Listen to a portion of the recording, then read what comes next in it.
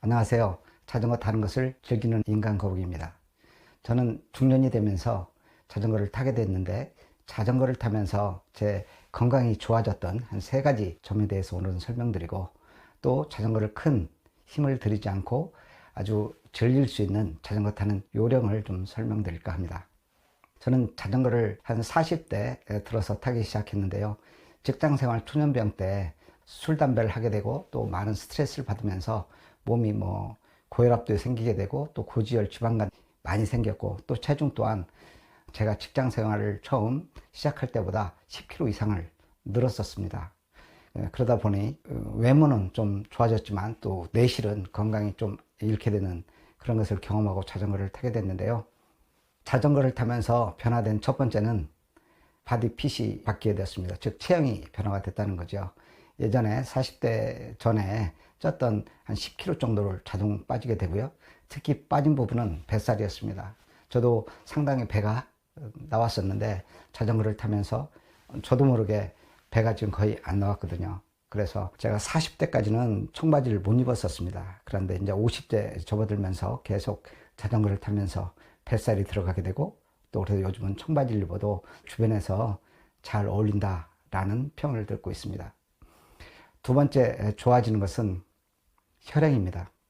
혈행 건강이 상당히 좋아지는데 우리가 일반적으로 나이 들면서 혈행 건강을 좋게 하기 위해서는 아침마다 반신욕을 하잖아요. 반신욕을 한다는 얘기는 이 하체에 있는 피를 강제적으로 데워서 좀 피를 끌어올려서 혈액순환을 좀 좋게 하는 그런 거라면 이 자전거는 페달링을 통해서 하체의 온도를 좀 높이고 그래서 그걸 심장으로 올리게 되거든요. 제가 40대까지는 손발이 좀 차갑고 또 다리 저림이 좀 있었습니다. 근데 자전거를 타다 보니까 1시간에 페달링을 보통 저 같은 경우는 3,500번에서 4,000번 합니다. 즉 1초에 거의 한 번씩 하게 되는데요. 이런 운동을 일주일에 한 2번 정도 탄다면 한 번에 나갈 때마다 25,000번에서 30,000번 페달링을 하는 거죠. 그러다 보니까 저도 모르게 지금은 손발이 따뜻하게 되고 또 다리 저림이라든지 그런 현상이 전혀 없어졌습니다. 저는 여러분들께 나이가 들면서 가장 안 좋아지는 게 혈행 건강인데 혈행이 좋아진다는 것은 또 혈관 건강도 좋아지게 되거든요. 그래서 우리가 말초신경으로 가는 혈관들이 막혀서 뇌출혈, 뇌졸중 이런 것까지 올 수 있는데 우리가 나이 들면서 정말 관리해야 될 게 저는 혈관이라고 생각합니다. 그래서 자전거를 타면 혈행이 좋아져서 혈관 건강을 되찾게 되고 그리고 뇌출혈이나 뇌질환 같은 것을 없기 때문에 치매 예방까지도 되지 않을까 저는 그렇게 생각합니다.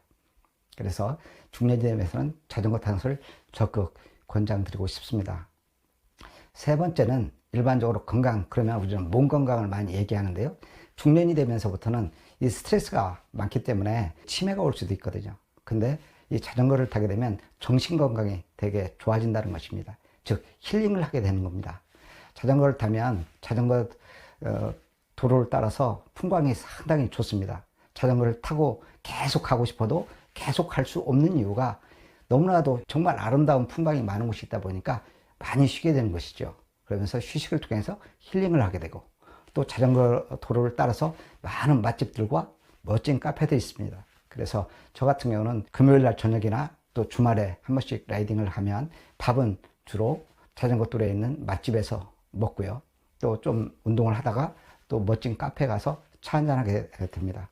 그래서 저도 모르게 주중에 있었던 어떤 스트레스들을 싹 풀게 되죠.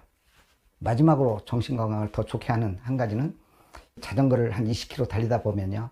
우리가 오토바이 타는 사람들이 오토바이만 타도 스트레스가 풀린다고 하는데 그와 똑같이 자전거를 빨리 타게 되면 이 저지 속으로 들어오는 바람입니다. 바람이 피부를 스치고 그동안 제가 운동을 통해서 나온 땀을 다 밖으로 배출시키는데 이 바람이 싹 제 몸을 감싸고 스쳐나갈 때 그 기분, 이거는 느껴보지 않은 사람은 못 느끼게 되는데 그러다 보니까 자꾸 속도를 내게 됩니다.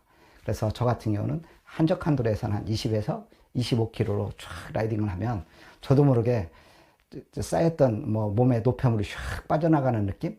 그러면서 도파민이랄까요? 어떤 그런 것들이 쫙 생성이 되고 또 페달을 해도 별로 힘든 걸 모르게 1시간에서 때로는 어떤 2시간 연속으로 쉬지 않고 페달링을 하고서 목적지까지 가게 됩니다.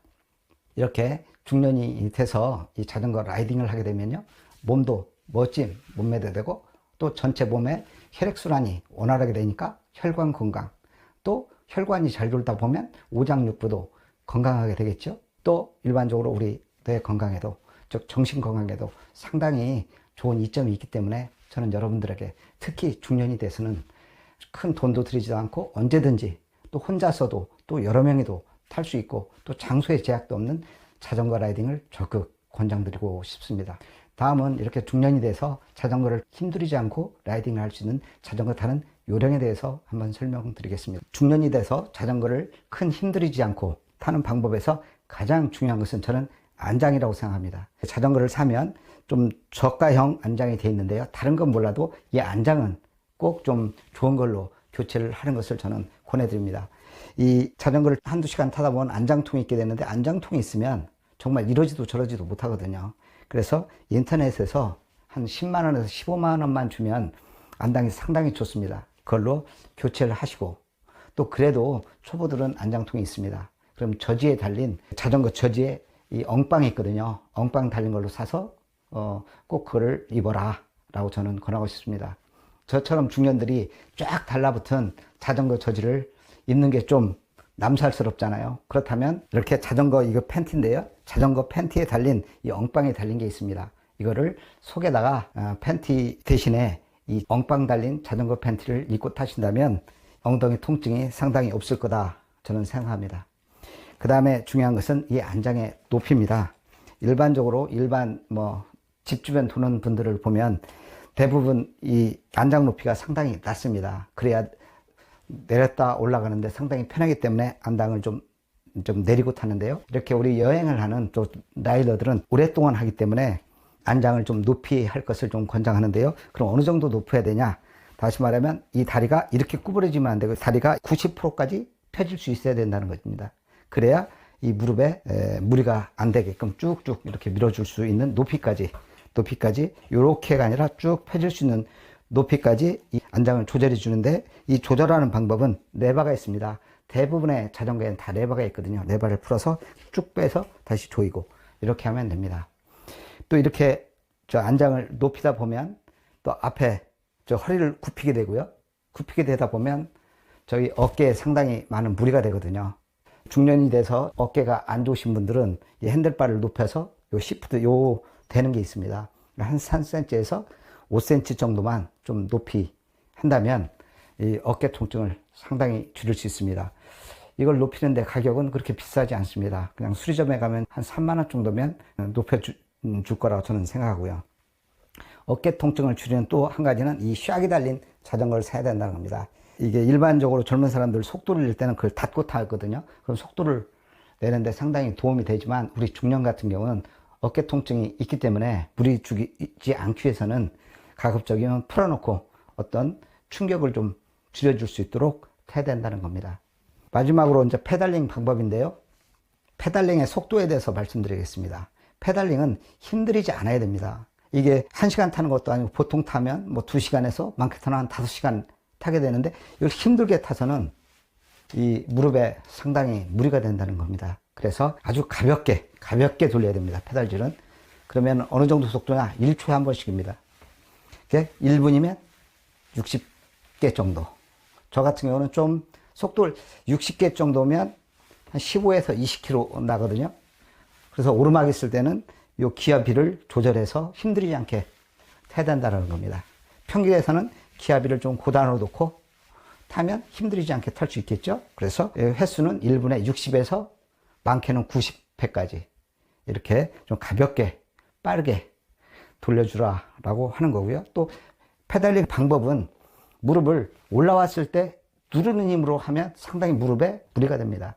따라서 누르는 방법이 아니라 피는 힘으로 쭉쭉 이렇게 꾹꾹 누르는 게 아니라 다리를 쭉쭉 피는 힘으로 쭉쭉 펴서 1분에 60에서 90회까지 쭉쭉 펴주면 무리되지 않고 자전거가 앞으로 쭉쭉 나가는 것을 느끼실 겁니다. 오늘은 제가 직접 중년이 들어서 자전거를 타면서 몸에도 좋고 또 정신 건강에도 좋아졌다라는 걸 말씀드렸고, 자전거를 보다 쉽게 타기 위해서는 안장에 좀 신경 쓰고 어깨 충격을 줄이기 위해서 이 자전거 핸들바를 높이고 요 시약을 좀 열어놓고 타라는 거하고 페달링을 하는 방법에 대해 설명을 드렸습니다. 다음 시간에는 보다 자전거를 힘들이지 않고 탈 수 있기 위해서 나올 때보다 꼭 바꿔야 되는 부속품들이 있거든요.